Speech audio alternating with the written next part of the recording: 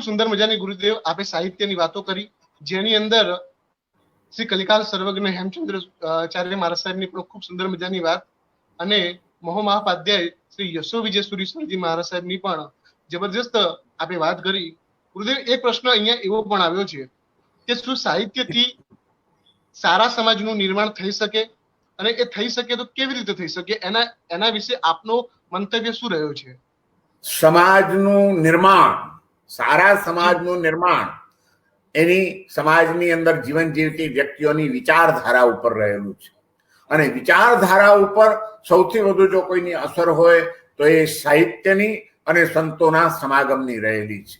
એટલે એ દ્રષ્ટિએ સારા સમાજનું નિર્માણ કરવું હોય તો સત સાહિત્યનો પ્રચાર અને પ્રસાર કેમ વધુમાં વધુ અને વધુ સરળ રીતે સમજી શકાય એવી શૈલીમાં અને જરૂર પડે ત્યારે આધુનિક યુગને અનુરૂપ એવા મીડિયાઓ દ્વારા જો એ સાહિત્યનો પ્રચાર કરવામાં આવે તો ચોક્કસ એના દ્વારા એક ઉત્તમ વિચારો ધરાવતો સમાજ નિર્માણ પામી શકે અને એના દ્વારા એક સમાજનું સરસ નિર્માણ ચોક્કસ થઈ શકે.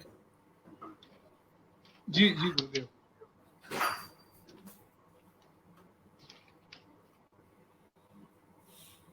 અને ગુરુદેવ બીજો એક પ્રશ્ન છે જે સાહિત્યને લગતી આપે ખૂબ સુંદર મજાના આપના જવાબ છે અને જેને સાંભળીને અમારું હૈયું ગદગદ થઈ જાય છે. સાહિત્યમાં એક આપે વાત કરી મહોમહાપાધ્યાય યશો વિજય સુરીશ્વરજી મહારાજ સાહેબની, અને એક આપણે વાત કરી કલિકાલ શ્રી હેમચંદ્રાચાર્ય મહારાજ સાહેબની, અને જેની અંદર સંસ્કૃતની પણ આપણે વાત કરી. તો ગુરુદેવ ઘણા બધા અહીંયા જે વિદ્યાર્થીઓ આપણે અત્યારે સાંભળી રહ્યા છે, જે અત્યારે આપણે માણી રહ્યા છે, તો સંસ્કૃત ભાષા પ્રત્યે આપનો શું મંતવ્ય રહ્યો છે એ આપ જણાવવા માટે વિનંતી ગુરુદેવ. જુઓ, અત્યારે વિશ્વની અંદર અનેક ભાષાઓનો વિકાસ થયેલો છે, પણ એ બધાના પાયામાં જો જોવા જઈશું તો વ્યક્ત કે અવ્યક્ત રીતે સંસ્કૃત ભાષાનો પ્રભાવ રહ્યો છે. એક જાણીતી કહેવત છે, કદાચ તમને તો ખ્યાલ જ હશે કે ભાષા સબ શાખા હૈ, शाखा में फल फूल, फूल शाखा में फल फूल, मूल धूल में रहते हैं, शाखा में फल फूल. भाषा सब शाखा है, संस्कृत वाका मूल. ભાષાઓ એ બધી શાખા છે, પણ એનું મૂળ શું છે? સંસ્કૃત વાંકા મૂળ. અને મૂળ ધૂળ મેં રહતે હૈ, શાખા મેં ફળ ફૂલ. હંમેશા મૂળિયા તો ધૂળમાં દટાયેલા હોય છે, દેખાતા નથી હોતા. જે કઈ શાખાઓમાં ફળ ફૂલ આવતા દેખાય છે અને માણસ જોઈને એ વૃક્ષને રાજી થાય છે, પણ એને ખબર નથી કે આ જે કઈ સુંદરતા છે, જે કઈ ફળો પ્રાપ્ત થઈ રહ્યા છે, એના પાયામાં મૂળ રહેલા છે. જે દિવસે મૂળિયા ખલાસ થઈ જશે, મૂળિયા તૂટી જશે, મૂળિયા સડી જશે, મૂળિયા ભૂલાઈ જશે અને એને યોગ્ય પાણી પાવાનું બંધ થઈ જશે, તે દિવસે શાખાઓને સુકાતા જરાય વાર નહીં લાગે. માટે સંસ્કૃત ભાષા હંમેશા જીવંત રહેવી જોઈએ. સંસ્કૃત ભાષાનો અભ્યાસ લોકોએ કરવો જોઈએ, વધુમાં વધુ એનો પ્રસાર થવો જોઈએ, એવું મારું સ્પષ્ટ મંતવ્ય છે.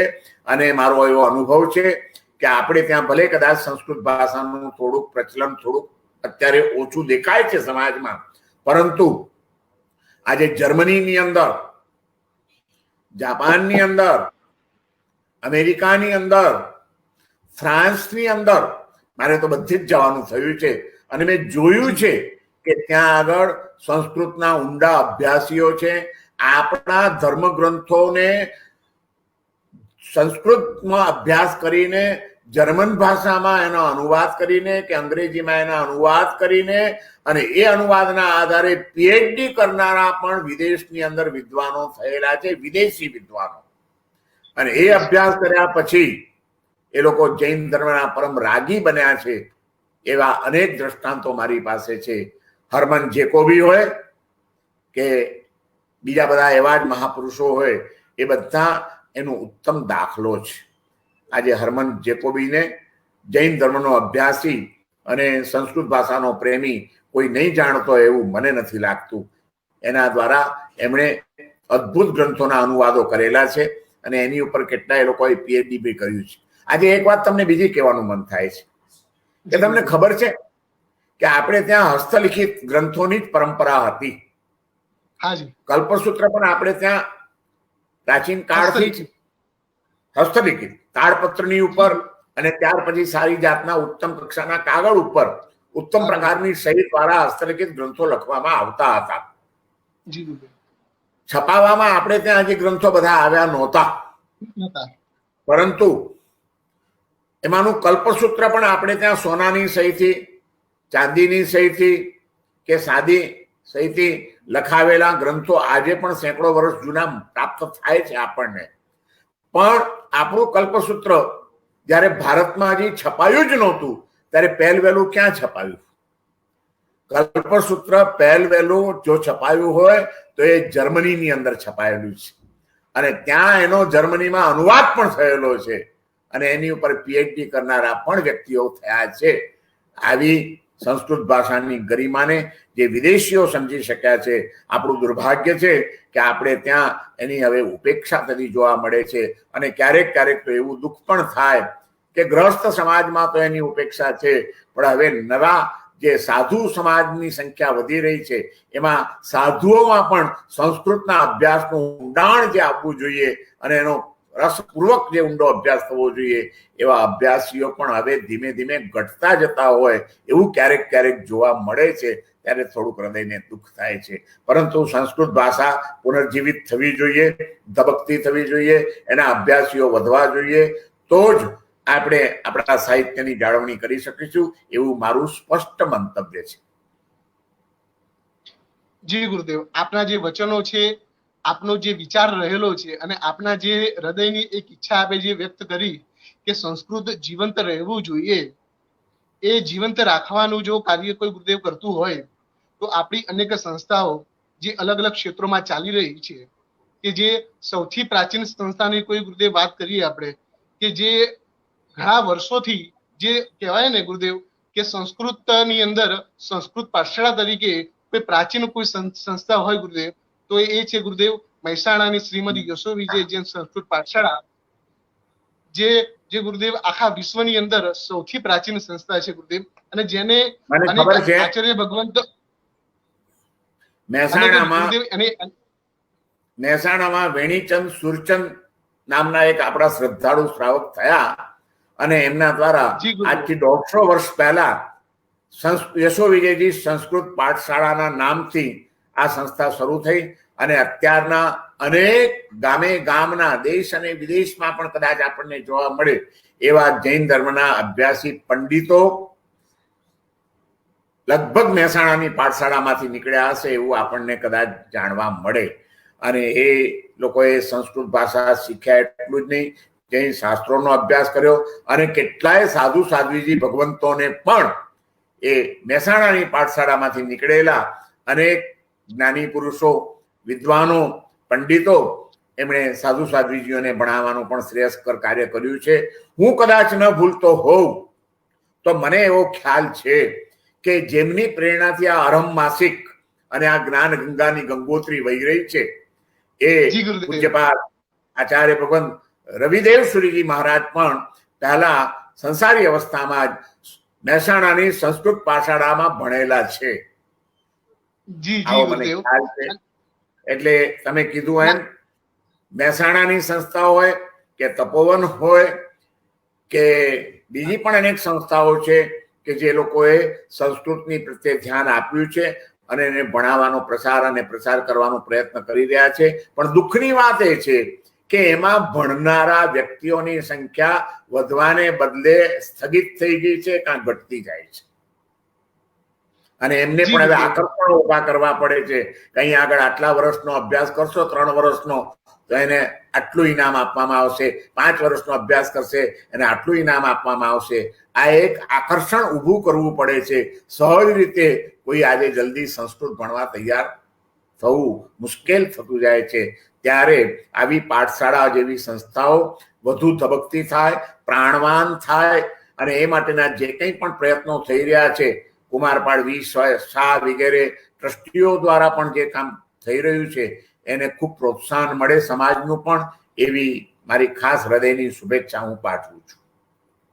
જી ગુરુદેવ, ખૂબ સુંદર મજાની ગુરુદેવ આપે એક વાત કરી કે જે ગુરુદેવના દ્વારા જે ગુરુદેવની પ્રેરણાથી અરહમ સુંદર માસિક નું આ એક પેજ ચાલી રહ્યું છે કે જેની અંદર ઘણા લોકો ઘણી સાહિત્યની ઘણી શાસ્ત્રોની વાત આપણને જાણવા મળે છે એવા શ્રી આચાર્ય ભગવંત રવિદેવ સુરીશ્વરજી મહારાજ સાહેબને આ પ્રસંગે યાદ કરીએ કે જે ગુરુદેવ મહેસાણાની પાઠશાળામાં એમને ગુરુદેવે અભ્યાસ કર્યો. પણ ગુરુદેવ એક બીજો પ્રશ્ન સતાવે છે કે અત્યારના જે વિદ્યાર્થીઓ, જે નવા જે બાળકો છે, એમને આ પાઠશાળામાં ભણવા માટે, આ પાઠશાળામાં ધર્મ પ્રત્યે અને જ્ઞાન પ્રત્યે વધારે શ્રદ્ધાળુ બનાવવા માટે અને જ્ઞાન પ્રત્યે વધારે આકર્ષિત કરવા માટે આપનું શું મંતવ્ય રહ્યો છે કે આપણે એવા કયા માધ્યમથી કે કેવી રીતે આપણે એમને આની અંદર જોડી શકીએ અને જે જ્ઞાનની ગંગા જે વહાવે છે એવી સંસ્થાનમાં આપણે જોડવા માટે શું પ્રયત્ન કરી શકીએ જેથી કરીને આપણી જે નવી પેઢી છે એ સંસ્કૃતનું પ્રેમી બને, પ્રભુના વચનોનું પ્રેમી બને અને જે શાસ્ત્રની વાતો છે એના પ્રેમી બને. એના માટે શું મંતવ્ય ગુરુદેવ આપનો રહ્યો છે? મને એમ લાગે છે કે પ્રેક્ટિકલ એપ્રોચ લઈને ચાલવું જોઈએ. આજના યુગમાં વ્યક્તિને પોતાના પરિવાર સાથે જીવન જીવવાનું હોય, ગ્રસ્ત જીવન, તો એને કેટલી જવાબદારીઓ હોય છે અને કેવી કેવી આવશ્યકતાઓ પડે છે પોતાના પરિવારનું ભરણ પોષણ કરવા માટે. એ બધું વ્યવસ્થિત રીતે જૈન સંઘો દ્વારા જો સચવાય, જ્યાં જ્યાં પણ પાઠશાળાઓ ચાલતી હોય અને ત્યાં જો આવા વિદ્વાન પંડિતોને બોલાવવામાં આવે તો એમને સારામાં સારા ઊંચી કક્ષાના પગારો આપવામાં આવે. આજે તમે જોશો તો નાના નાના ગામોમાં પણ સ્કૂલના ટીચરો જે હોય છે ને, હાઈસ્કૂલના ને સ્કૂલના, એમના પગારો કેટલા હોય છે. અને આપણી પાઠશાળાઓમાં જે આપણા બાળકોને સંસ્કારના દાન કરી રહ્યા છે એવા પંડિતોના પગારો કેટલા હોય છે એની સરખામણી કરીએ ત્યારે આપણને સમજાય કે કેમ સંસ્કૃત ભણવા માટે કે ધર્મના જ્ઞાન મેળવીને પંડિત પણ પ્રાપ્ત કરીને સંસારની અંદર પોતાના કરનાર વર્ગ કેમ હવે જલ્દી તૈયાર થતો નથી, એનું કારણ આમાંથી મળી જશે. મને એમ લાગે છે કે દરેક સંઘોએ જેમ આપણે પ્રભુ ભક્તિમાં કરોડો રૂપિયા દર વર્ષે ખર્ચીએ છીએ એમ આ જ્ઞાન એ પણ એક 7 ક્ષેત્રમાંનું મહત્વનું ક્ષેત્ર છે. આપણે ત્યાં જે 7 ક્ષેત્રની પરંપરા છે એમાં જ્ઞાન એ પણ મહત્વનું એક અંગ છે અને એ અંગને વધારે અત્યારે ધ્યાન આપવાની જરૂર છે. એમાં વધુમાં વધુ લોકો દાન આપે, એમાં વધુ ને વધુ લોકો રસ લે અને એના સારામાં સારા આયોજનો થાય, એ બહુ જ જરૂરી છે. એની સાથે સંઘના મોભીઓ આવા પંડિતોને તો જ બોલાવી શકશે કે એમને ત્યાં પાઠશાળામાં બાળકો જો સારી સંખ્યામાં આવીને લાભ લેતા હશે તો જ એ લોકો એને વિકસાવી શકશે. અને એ લાભ લઈ શકે એ માટે હવે પંડિતોને પણ માત્ર સંસ્કૃત ભણાવીને કે જૈન શાસ્ત્રોનું જ્ઞાન આપીને ચાલી શકે એવું નથી. એમને એની સાથે સાથે સાયન્સનું, વિજ્ઞાનનું પણ જ્ઞાન હોવું જોઈએ.